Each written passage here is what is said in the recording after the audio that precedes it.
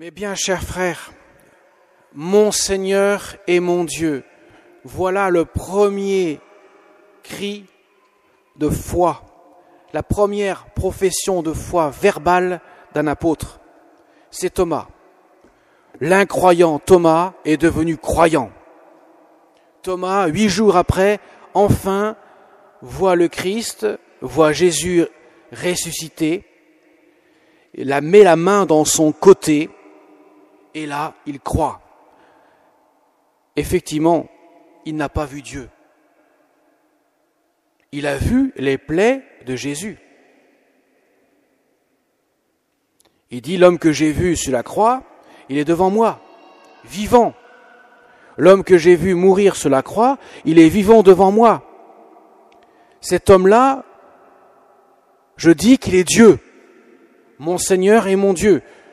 Il voit les plaies du crucifié qui le conduit à affirmer la foi, à croire que cet homme-là est Dieu. Vous voyez, mes chers amis, Thomas n'a vu que l'humanité de Jésus, mais en aucun cas il a vu Dieu. La foi n'était pas une option pour Thomas, elle était nécessaire pour qu'il puisse affirmer que Jésus est Dieu. Ce qui veut dire que Jésus n'était pas reconnaissable en tant que Dieu par quiconque qui le voyait. Les apôtres ont douté.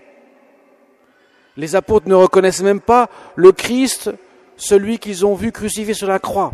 À plus forte raison, ils ne pouvaient pas affirmer parce qu'ils avaient vu qu'il était Dieu. Ils ne pouvaient seulement que croire en lui. Jésus dira bien, heureux ceux qui croient sans avoir vu mon humanité. C'est là que, mes chers amis, croire et voir sont deux réalités différentes. Sur terre, je ne peux ne voir que des signes.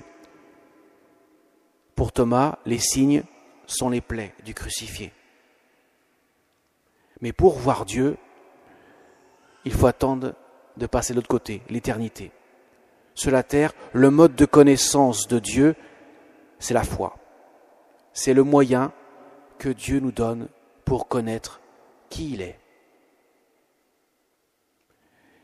Mais je reviens à Thomas. Thomas met la main. Jésus dit bien, avance ton doigt, mets ta main dans mon côté. Thomas met la main dans son côté. Il a besoin de palper le côté de Jésus. Pourquoi cela ? Ce côté de Jésus qui a été transpercé sur la croix, une fois Jésus mort. Jésus était mort sur la croix, il avait expiré, il avait rendu son âme entre les mains du Père, il était bien mort. Mais le centurion romain, voulant vérifier la mort de Jésus, transperce le côté de Jésus. À ce moment-là, va sortir de son côté de l'eau et du sang. C'est la naissance de l'Église. L'Église naît du côté ouvert de Jésus. Ça peut paraître curieux, mais l'Église n'est pas née quand Jésus était vivant, elle est née quand Jésus était mort. Parce que la mort de Jésus n'est pas un échec, la mort de Jésus n'est aucunement une conséquence d'une mise à mort. La mort de Jésus est un don de sa vie. Jésus donne sa vie. Ma vie, nul ne la prend, c'est moi qui la donne. Il la donne au point de mourir. Et à ce moment-là, naît l'Église. Rappelez-vous dans la Genèse, dans le premier livre de la Bible, vous avez tous entendu parler de ce passage où Adam était seul au monde, sans une correspondance qui était sa femme. Dieu fait passer tous les bêtes des champs devant Adam. Aucune bête ne lui correspond, évidemment. Qu'est-ce qu'il y a de commun entre un homme, une vache, ou un chien, ou un chat ? Dieu fait tomber sur Adam un sommeil mystérieux, et dans ce sommeil, il lui prend une côte, et il forme Ève. Ça vous rappelle quelques souvenirs, cela ? Eh bien, ça annonce le mystère de la croix.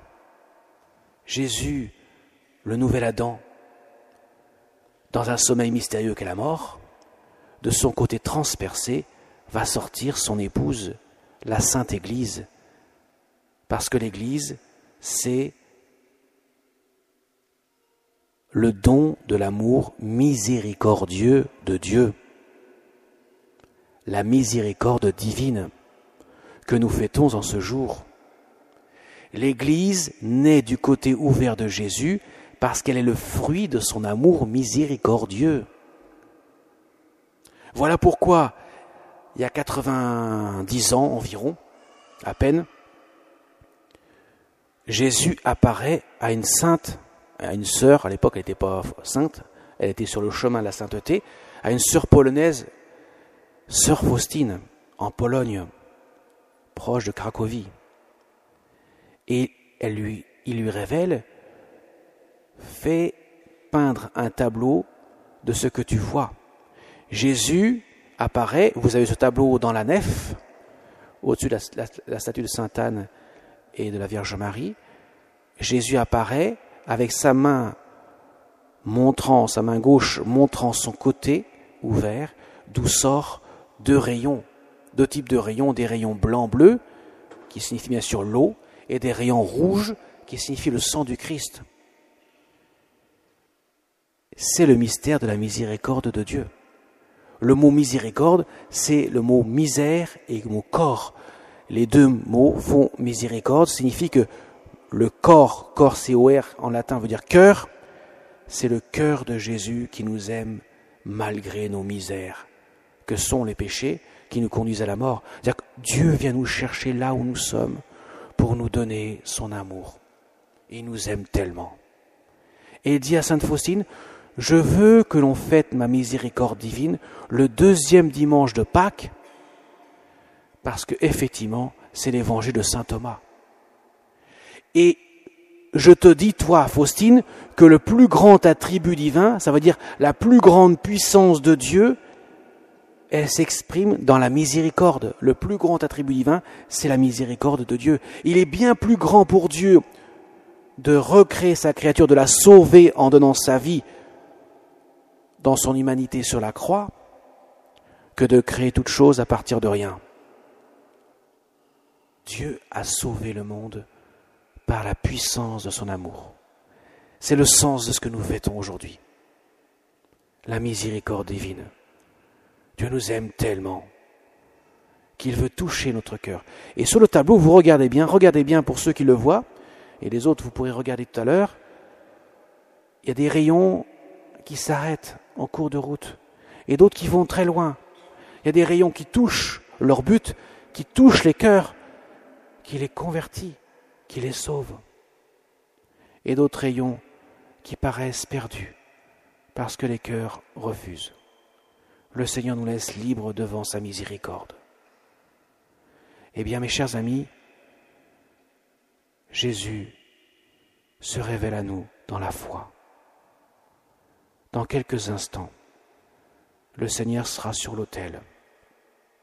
Lorsque j'aurai dit « Ceci est mon corps, livré pour vous », il sera sur l'autel. « Ceci est mon sang versé pour vous », il sera sur l'autel.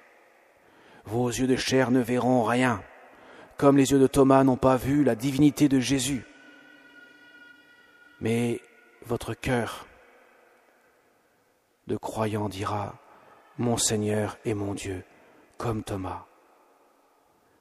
Vous allez recevoir le corps du Seigneur, et aujourd'hui Angélique va faire sa première communion, elle va recevoir pour la première fois Jésus, qui habitait son cœur.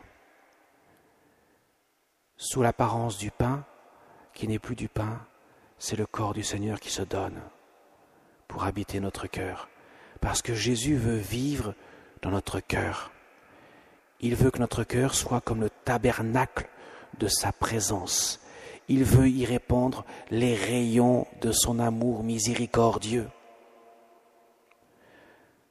Les rayons blancs, bleus signifient le baptême. Nous devenons enfants de Dieu par le baptême. Les rayons rouges signifient le sang du Christ. C'est l'aliment pour parcourir le chemin de la sainteté, parcourir le chemin qui nous conduit à nourrir notre vie spirituelle de l'amour de Dieu.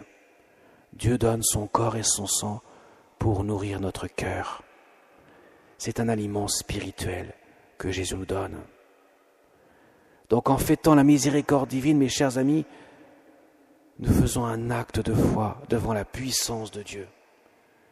Nous remercions le Seigneur pour ce don qu'il nous donne, que nous ne pouvons pas trouver ailleurs que dans le don de sa miséricorde.